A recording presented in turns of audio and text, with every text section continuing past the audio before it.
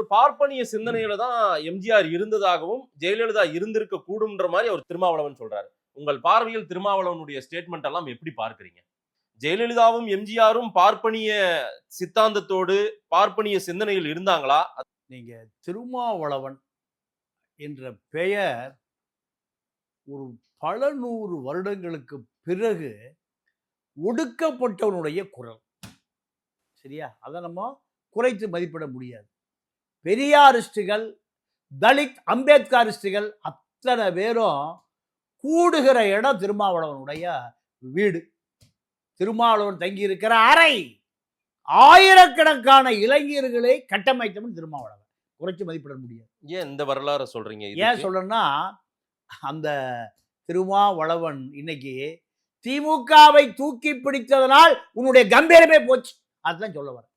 நீ உன்னுடைய கம்பீரம் எங்கிருந்து வந்த கம்பீரம்?